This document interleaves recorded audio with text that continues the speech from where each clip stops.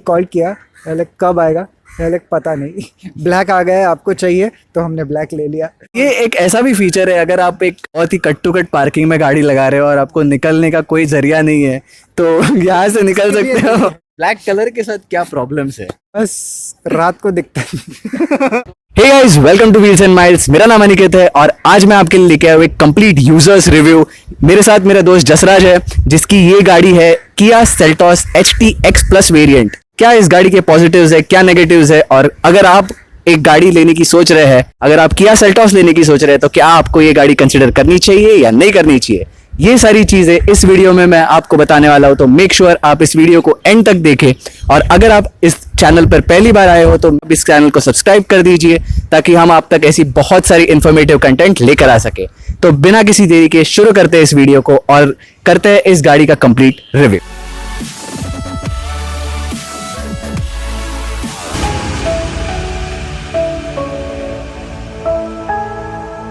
तो सबसे पहले इनका इंट्रोडक्शन लेते हैं। मैं जसराज पेटे हूँ, मैं TCS में काम करता हूँ, गाड़ियों का बहुत बड़ा शौकीन हूँ। अभी मेरे पास 2 कार्स है एंड इससे पहले काफ़ी कार्स ओन कर चुका हूँ मैं। उसके बारे में बता दो, क्योंकि मुझे भी पता है बहुत सारी गाड़ियां इनके पास रह चुकी है और काफी सारी गाड़ियां चला चुके हैं। तो डिटेल में बताओ कौन सी गाड़ियां आपके पास रह चुकी है। तो जब मैं छोटा था हमारे पास मारुति 800 ही थी, बट मैं सीखा स्विफ्ट डीजल। तब से मुझे डीजल इंजन की गाड़ियाँ बहुत पसंद है। उसके बाद मैं चलाता था स्विफ्ट डिज़ायर सेडान। फिर हमारे पास थी XUV 500, जो कि बहुत बहुत सुंदर गाड़ी थी। वो मेरी पहली SUV थी। उसके बाद हमने ली एक स्कॉर्पियो, जो कि वहाँ खड़ी है, और उसके हम लेकर आएंगे। और अभी फाइनली हमारे पास है ये Kia Seltos, which is the luxury variant of all the SUVs we had till date. तो देख सकते हो आपकी बहुत ज्यादा एक्सपीरियंस्ड है भाई, अपने डीजल गाड़ियां ही रह चुकी है मैक्सिमम इनके पास, और लगभग बहुत ज्यादा चलाते हैं आप। हाँ, तो कितनी चल चुकी है सारी गाड़ियां?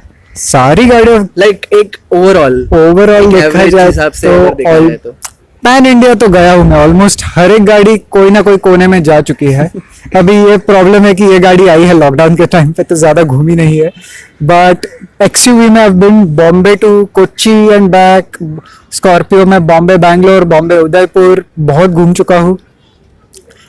एक लेह लद्दाख के ट्रिप मारने का प्लान था, बट वो हुआ नहीं। वो किस्सा स्कॉर्पियो की वीडियो में बताएंगे। स्कॉर्पियो की वीडियो में वो किस्सा आएगा।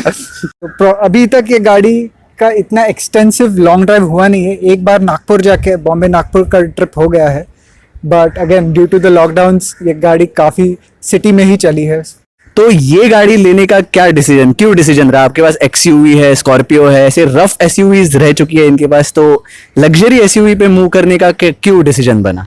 सो मेरे डैड भी चलाते हैं एंड ही इज 65 नाउ। सो शुरू हुई बात कह के कि एक ऑटोमेटिक गाड़ी लेते हैं, because age he is getting old थोड़ा ड्राइविंग मुश्किल होता है, गियर और ये सब का ईज ऑफ ड्राइविंग चाहिए।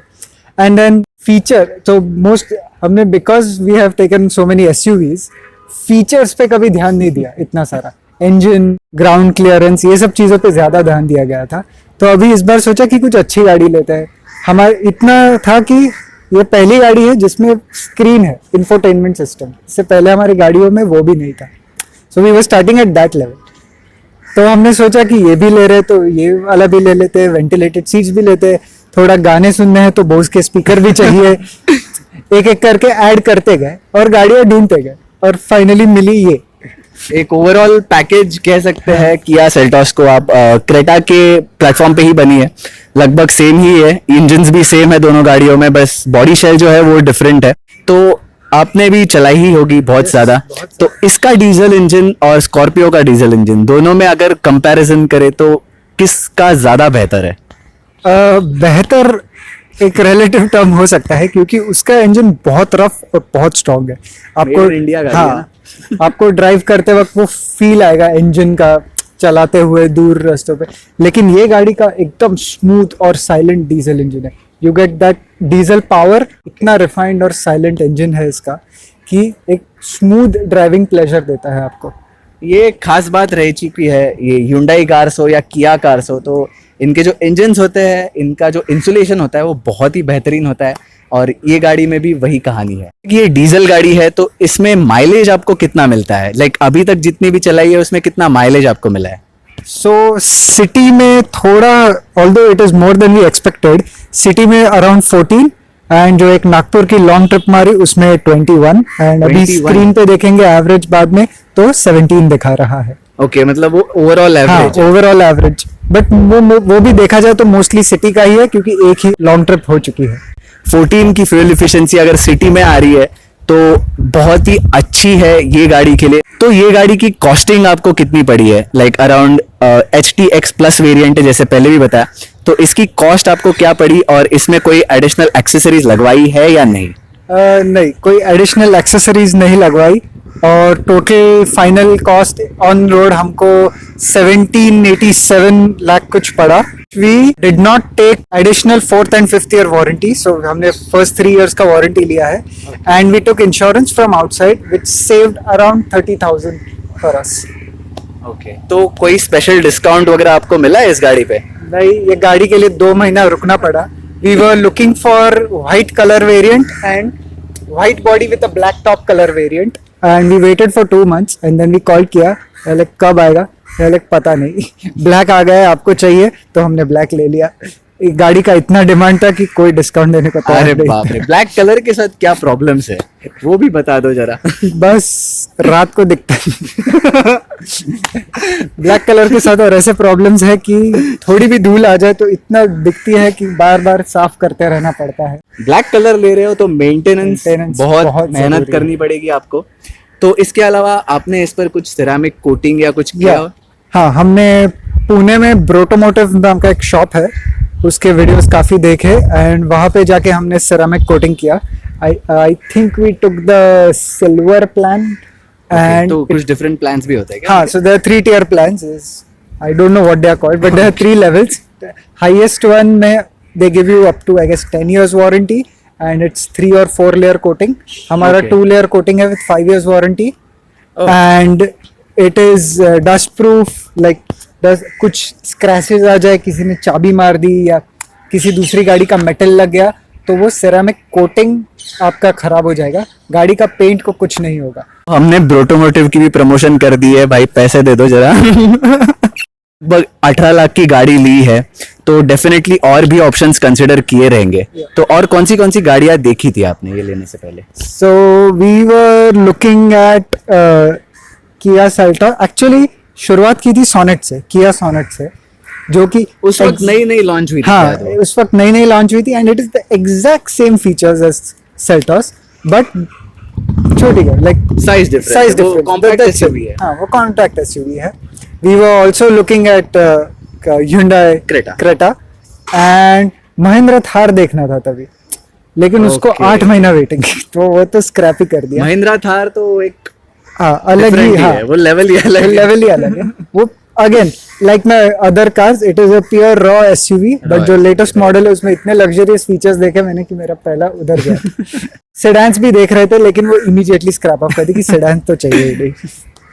बट इस प्राइस रेंज में और इस कैटेगरी में Creta and Seltos were the only 2 ones we could finalize and finally we chose this one. एक और कार भी आती है इस रेंज में ऑलमोस्ट, टाटा हैरियर, जो कि बहुत गुड लुकिंग कार है और वो भी इससे एक सेगमेंट अबाउ कार है. तो क्या आपने उसे कंसिडर किया था या फिर? नहीं, टाटा तो देखी ही नहीं थी हमने. अच्छा. तो मतलब ऐसा कुछ स्पेसिफिक रीजन था या कुछ मतलब नहीं, इतना नॉलेज ही नहीं था? नॉलेज ही नहीं था. टाटा हैरियर कभी देखा नहीं है, ऑन रोड ज्यादा दिखी नहीं, ये गाड़ी दिखने लगी थी रोड पे. सो इसका तो सेल्स भी बहुत अच्छा है. ये किया की पहली गाड़ी है और टॉप 10 सेलिंग कार्स में भी ऑलमोस्ट हर महीने आती है. और जैसे कि सोनेट इन्होंने बताया वो भी देखी थी तो वो भी बहुत अच्छा सेल हो रही है. सोनेट का भी रिव्यू हमने किया है, अगर आप सोनेट पे जाना चाहते हो तो उसका लिंक मैंने आई बटन में दे दिया है, तो उसे क्लिक करके आप सोनेट का रिव्यू भी देख सकते हो. and on various websites that I went to, none of them showed Tata Harrier as an option. As an option. But एक बात है कि जितने में इनको ये HTX प्लस वेरिएंट मिला है, शायद टाटा हैरियर का XE या XM वेरिएंट उसमें आता, तो जितने ज्यादा फीचर्स जैसे इनको जरूरत थी वो सब नहीं मिलते उसमें. तो अगर आपको सिर्फ एक बड़ी गाड़ी चाहिए तो you can have a look at it as well. तो इस वक्त सर्विस की बातें नहीं कर सकते, इनसे सर्विस के एक्सपीरियंस के बारे में नहीं पूछ सकते क्योंकि हाँ हुई नहीं है सर्विस, अभी आई है. कभी आई है ये गाड़ी? ये आई एंड Jan 21 March April. But driving experience, जैसे कि इन्होंने एक लॉन्ग ट्रिप की है, तो उसका एक्सपीरियंस कैसा रहा? तो उसका एक्सपीरियंस बहुत सुंदर रहा। फर्स्ट टाइम लग्जरी एसयूवी चलाने का डिफरेंस पता चला। एक नॉर्मल एसयूवी आप जैसे स्टीयरिंग थोड़ा हैवी रहता है, कार को सही से पकड़ना पड़ता है ताकि वो चले, लेकिन ये गाड़ी इतना रोड को पकड़ के चलती है सुंदर से। The car doesn't shake at high speeds and it gives you that raw power. We hit top speed of I guess 120 on the highway and the car didn't shake. There was no feeling inside कि हम 120 पे चल रहे हैं, सब normal था और बहुत ही सुंदर। द स्टीयरिंग गेट्स अडेप्टेबल और something as you get to higher speeds. Does it get heavy? Yeah, so you Okay. can't just go swerve at very high speeds. It just turns this much, and at low speeds I can take a U-turn with my one hand. जैसे कि आप जानते हैं कि ये car जो है 3 star safety rating लेकर आई है, जो कि डिसेंट है। तो आपको क्या लगता है इसकी जो कार की वेट है, डोर्स वेट हो या बिल्ड क्वालिटी हो, तो क्या उसमें कुछ कमी लगती है? नहीं, ये एक्चुअली मुझे थोड़ी हैवी लगती है for its size. Other cars of in this segment are much lighter than this. इसका डोर हुड काफी स्ट्रॉन्ग और हैवी बनाया गया है and I think that boost the safety quite. तो even we tried it and हमें भी लगा था कि ये कार 5 स्टार लेके आनी चाहिए because of its weight, like engine hood का जो वेट है, डोर्स का जो वेट है, उसकी वजह से। बट वी डोंट नो ये 3 स्टार्स कैसे लेकर आई। अब इनसे जानते हैं कि क्या पॉजिटिव्स लगे इनको इस गाड़ी में। अभी तक ज्यादा चला ही नहीं है, लगभग दो महीने चला के हुए, ज्यादा करके घर पे ही रही है। तो जितनी भी चलाई है आपने, उसमें क्या आपको पॉजिटिव लगा? हाँ, बहुत सारे इनोवेटिव फीचर्स हैं, जैसे ऐप से कंट्रोल करना। जैसे मैं घर पे कुछ लोकेशन करता हूँ and I can send it to the car via, तो जब मैं गाड़ी में आके बैठा वो ऑटोमेटिक मेरे इंफोटेनमेंट सिस्टम पे मेरा नेविगेशन रेडी रहता है। छोटी छोटी चीजें जैसे स्टीयरिंग पे कंट्रोल्स और ईज ऑफ यूज। वो इंफोटेनमेंट सिस्टम काफी बड़ा है, 10 इंच स्क्रीन है, लेकिन कभी भी लाइन ऑफ साइट के बीच में नहीं आता। वहाँ पे कुछ भी चल रहा हो, बाजू में जो बैठा है वो गाने चेंज कर रहा हो, मैप देख रहा हो, it doesn't really disturb the driver. So the height is well managed. क्योंकि ये मेरी पहली गाड़ी है जिसमें वो स्क्रीन है, तो मुझे लगा था ये बीच में आ रहा है, ये बहुत बड़ा स्क्रीन है, कैसे चला पाऊंगा, लेकिन कभी कोई प्रॉब्लम नहीं आया सिटी में। तो विजिबिलिटी का कोई इशू नहीं है। अगर आपको लगता हो कि ये थोड़ा जैसे डिजाइन है इसका, थोड़ा अपलिफ्टेड डिजाइन है, फ्लोटिंग स्क्रीन टाइप डिजाइन है, तो कोई इशू नहीं है। इनको तो बिल्कुल नहीं आया कोई इशू विजिबिलिटी में। हाँ, फिर देखा जाए तो वेंटिलेटेड सीट्स, मुंबई जैसे वेदर में वेंटिलेटेड सीट्स का कितना फायदा है मैं आपको बता नहीं सकता। It is a boom. वो सब अच्छी बातें हैं। Mileage big plus point, did not expect this much. Scorpio में कितना मिलता था माइलेज? स्कॉर्पियो में 8, 9, 10। डीजल स्कॉर्पियो डीजल ही आती है स्कॉर्पियो, तो पेट्रोल कहाँ से?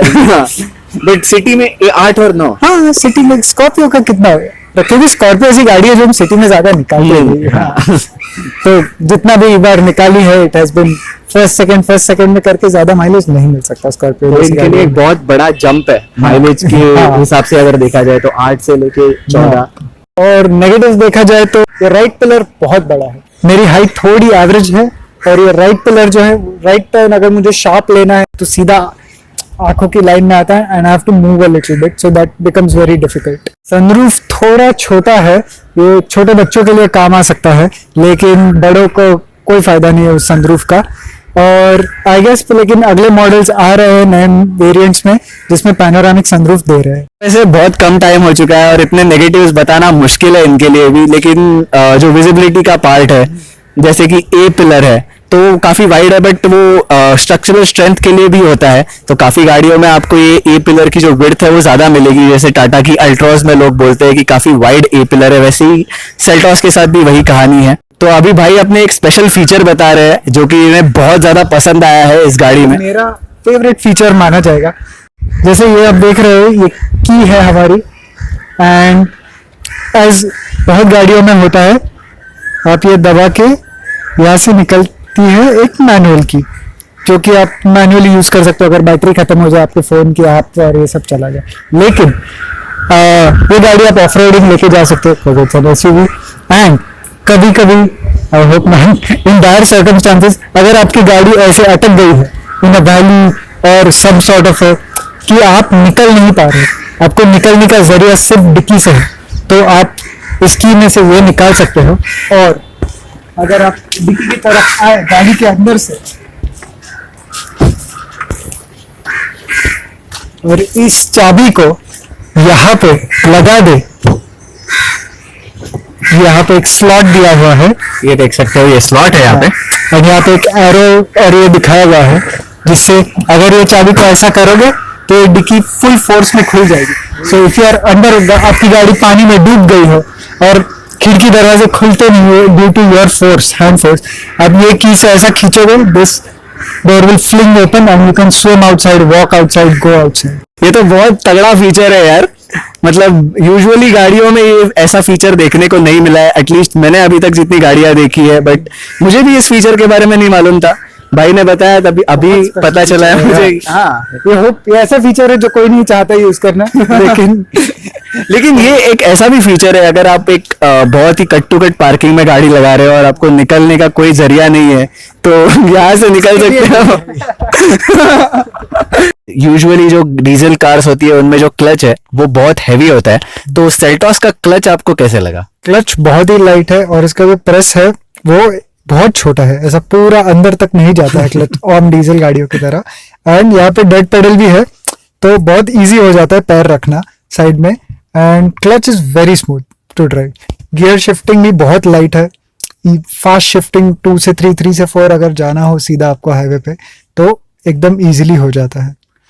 तो जैसे आपके पास स्कॉर्पियो है ऑलरेडी, तो उसका क्लच और इसका क्लच क्या, मतलब आपको क्या डिफरेंस लगता है? बहुत जमीन आसमान का फर्क है दोनों क्लचेस में। इसका क्लच स्मूथ है, पता भी नहीं चलता है, हल्का है, the press is very light on your foot. तो even if you are driving in the city and this continuously आप फर्स्ट सेकंड गियर में कर रहे हो तो पैर दर्द नहीं करता है इतना, जबकि स्कॉर्पियो और बाकी बड़ी गाड़ियों में, डीजल गाड़ियों में वो प्रॉब्लम बहुत आता है। मेन बात यह है कि इंजन का जो नॉइज है बिल्कुल नहीं आता। एक बार स्टार्ट करके दिखा दो यार गाड़ी। अभी इंजन स्टार्ट हो गया, तो इंजन स्टार्ट हो चुका है और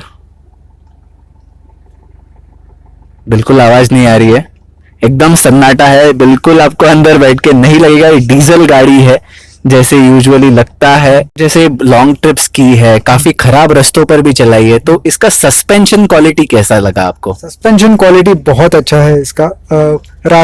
अभी on the way to Nagpur नया हाईवे बन रहा है, तो बहुत जगह पे डिटूर था, छोटे रास्ते थे, मिट्टी के रास्ते थे, काफी जगह पे गाड़ी को ऊपर नीचे करना पड़ा, बट सस्पेंशन वाइज कोई प्रॉब्लम नहीं आया। The ride was very smooth. And what about body roll? जैसे आप अगर कोई शार्प टर्न लेते हो तो कुछ बॉडी रोल वगैरह फील होता है? क्योंकि I am damn sure Scorpio में फील होता ही होगा। स्कॉर्पियो में बहुत ज्यादा फील होता है बिकॉज़ वो गाड़ी इतनी हाइट है। अगर आप नोटिस करोगे हम काफी लो बैठे हैं, even though we are in the SUV, तो ऑन अ शार्प टर्न और while taking a U turn at a high speed बिल्कुल बॉडी रोल फील नहीं होता है। अगर किसी का बजट अप्रोक्सीमेटली 17-18 लाख होगा तो आप क्या रेकमेंड करोगे उसको? 100% किया सेल्टॉस ही ले ले। So far the experience has been excellent. One last question, आपका बाइंग एक्सपीरियंस कैसा रहा? बहुत ही smooth. They didn't try to sell extra features unnecessarily that we didn't want. They were very कि सर आपको इतना चाहिए ये ले लो, इतना चाहिए ये ले लो, and they were pretty clear about it. Experience was nice. We had to visit the showroom 2-3 times. Overall, एक बार खुद देखने गए थे, एक बार पेपर वर्क के लिए गए थे और एक बार गाड़ी की डिलीवरी लेने गए थे। So in Corona times, all their process and all was seamless and online. ज्यादा बार बार शोरूम जाना नहीं पड़ा। जो बायर्स है उनके लिए एक एक्सपीरियंस, जो बाइंग एक्सपीरियंस वो बहुत इंपॉर्टेंट होता है, वो अच्छा हो, और इनके साथ वही हुआ है। तो इसीलिए ये भी एक वजह है कि ये आपको किया सेल्टॉस ही रेकमेंड कर रहे हैं। और ओवरऑल अगर देखा जाए तो ये बहुत ही बेहतरीन प्रोडक्ट है, बहुत ही वैल्यू फॉर मनी प्रोडक्ट है। Even I would recommend that Kia Seltos is one of the best car in its segment. It's a thumbs up from my side as well.